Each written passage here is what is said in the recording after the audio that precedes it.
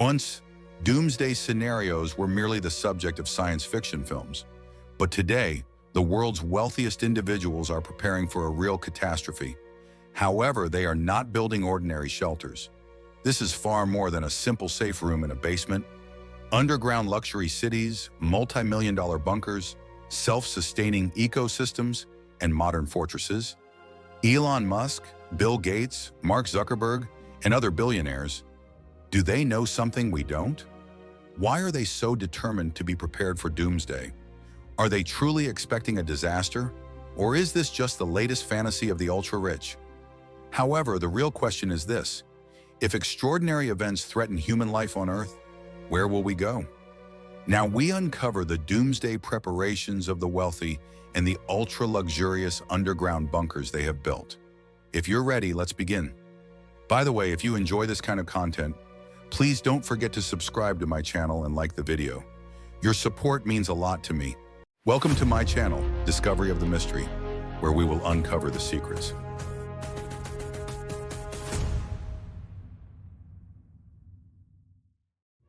A new trend is emerging among today's ultra-wealthy: doomsday preparation. However, these preparations are far from the traditional concept of bunkers.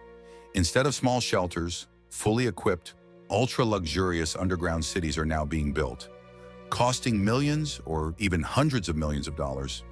These bunkers are designed to withstand everything from nuclear attacks and biological warfare to social uprisings and global catastrophes. Inside, they feature self-sustaining energy and food systems, cutting-edge security measures, and even entertainment areas. This trend gained attention when it was revealed that Mark Zuckerberg was building a doomsday complex on his vast Hawaiian estate. Covering 5.5 million square meters, the property employs hundreds of workers. But what stands out is not just the surface-level structures. It is the 500 square meter underground bunker. Designed with thick walls, self-sustaining energy and food sources, and reportedly capable of withstanding even nuclear bombs, this shelter is one of the most advanced ever built. However, Zuckerberg is not the only billionaire investing in such a project. Bill Gates is known to have private bunkers beneath each of his mansions. Other celebrities, including Elon Musk, Kanye West, Kim Kardashian, Shaquille O'Neal, and Tom Cruise, are also rumored to have safe rooms or underground shelters. However, Hawaii is not the only popular location for these shelters. New Zealand and Alaska have become top escape destinations for the ultra-rich, thanks to their low population densities. These areas are seen as the last to be affected in scenarios of global war, pandemics, or societal collapse. For instance, in Arkansas, USA, an old missile silo was restored into a modern bunker for around $1 million. In Europe, shelters hidden inside the Swiss Alps and former coal mines repurposed as underground sanctuaries are rapidly increasing in number. These bunkers are indistinguishable from five-star resorts. They feature LED systems that mimic sunlight, hydroponic farms, fish hatcheries, swimming pools, movie theaters, sports complexes, and even yoga studios. With independent water filtration systems, private power plants, massive generators, and chemical radiological air filtration units, they provide a completely self-sufficient, isolated way of life. Food supplies are typically stocked to last for decades, and some bunkers are even designed to support generations of inhabitants. The mini-worlds built by the ultra-rich beneath the surface have essentially turned into independent micronations, entirely detached from modern society. The construction of such structures has become a massive industry, with certain companies leading the market. One of the most prominent firms in this field is SAFE, Strategically Armored and Fortified Environments. Its CEO, Al Corby, is one of the top names the ultra-wealthy turn to for bunker construction. According to him, some clients don't just want a safe shelter. They demand fully attack-resistant modern fortresses. For instance, one client requested a structure that could withstand an atomic bomb detonated from 1.5 kilometers away. Not stopping there, they dug a 10-meter deep moat around their mansion and filled it with water. They even added a flammable chemical to the surface, setting up a system to ignite it in case of an attack. Additionally, they installed water cannons to counter airborne threats, and the walls were built strong enough to withstand a truck crashing into them at 120 kilometers per hour. The property also features special tunnels to prevent vehicle-based assaults. Clearly, the security measures taken by the ultra-rich go far beyond simple bunker construction. These structures are not just standalone shelters.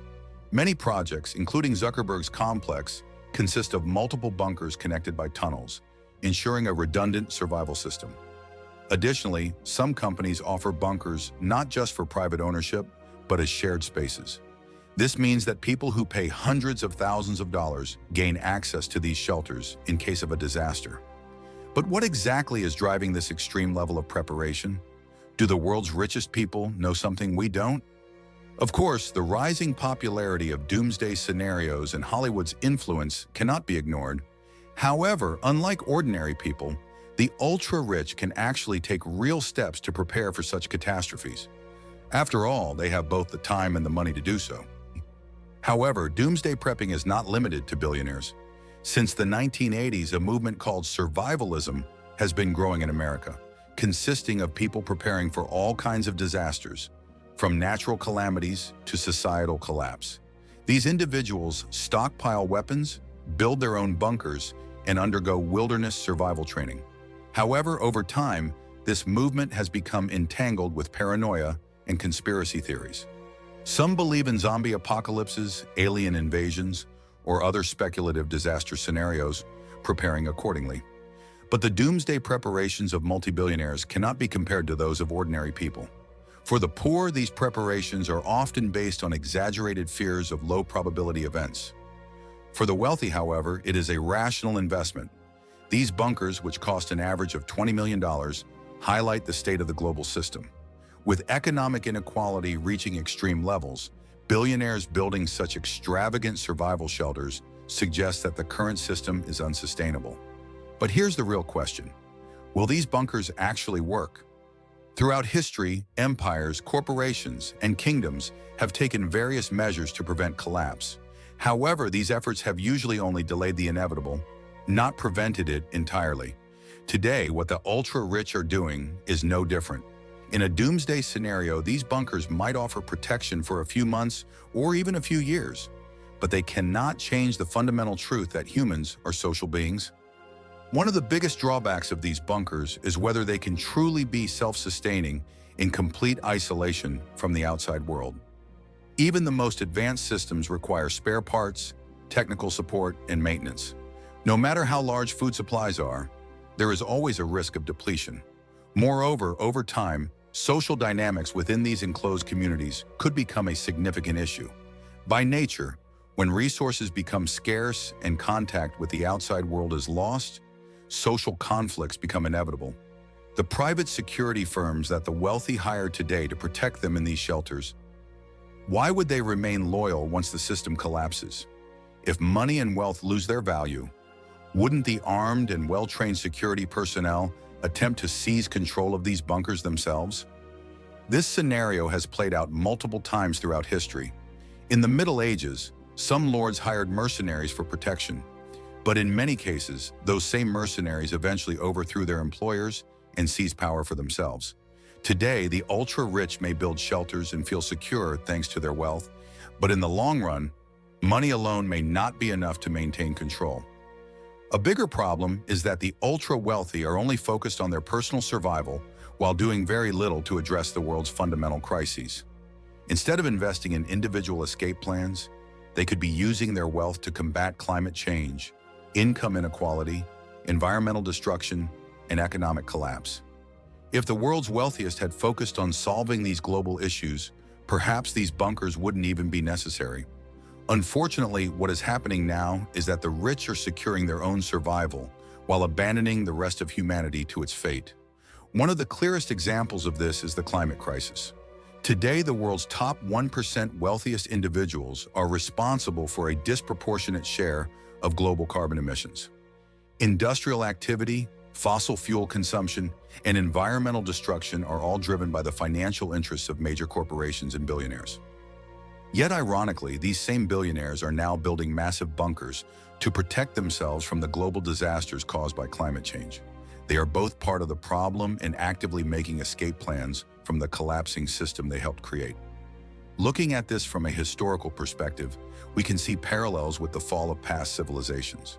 For example, the collapse of the Roman Empire was largely due to severe inequality, economic crises, and social unrest. When Rome's elites prioritized their own luxury and ignored the needs of the people, the system ultimately crumbled. Similarly, today, the ultra-rich constructing underground fortresses for their own security could actually be a warning sign of an impending societal collapse. Moreover, these doomsday bunkers are creating a new form of class division in human history. In the Middle Ages, lords lived in castles while peasants struggled to survive outside. Today, a similar scenario is unfolding. The ultra-rich are securing their safety with these multi-million-dollar structures, while ordinary people remain completely defenseless against natural disasters, economic crises, and wars. In the event of a catastrophe, billionaires will continue their lives in underground luxury cities, while the rest of humanity will be left fighting for survival in chaos. However, one thing must not be forgotten.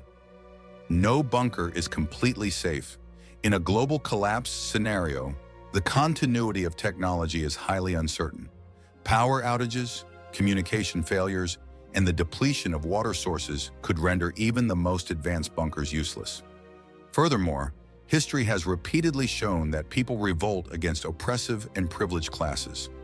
If the world becomes a place where the ultra-rich are confined to isolated bunkers while everyone else suffers, it could inevitably trigger a massive social uprising. The vast investments billionaires are making in doomsday bunkers reflect their lack of trust in the future. They know the current system is unsustainable, which is why they are creating individual escape plans. However, what they fail to realize is that no bunker can protect them forever. A life spent underground, without culture, art, science, social bonds, or human values, no matter how safe, would ultimately be meaningless. So the real question is this: while the rich invest in their survival, what should we as a society do? Is it more important for a few thousand people to secure themselves, or should we focus on saving the rest of the world? If this trend continues, humanity may face the greatest social divide in history, a world where a small group of ultra-rich people live underground, while billions struggle to survive on the surface. But the most important thing to remember is this: escape is never a permanent solution.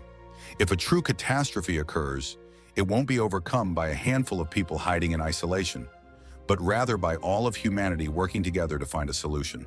The real way to solve the world's biggest crises is not for a few billionaires to live in luxury underground, but to take action toward a future where everyone has an equal and sustainable life. If we continue to accept this growing imbalance, the ultra-rich will keep building more bunkers, while the rest of us are left to survive in the world they abandoned. How much longer will people tolerate this? I don't know, but I think that's the real question. So what do you think? You can share your thoughts on this topic in the comments. Thank you for watching the video. If you enjoyed my content, don't forget to subscribe to my channel and stay tuned. You can support my channel by liking and commenting on my content. Until we meet again.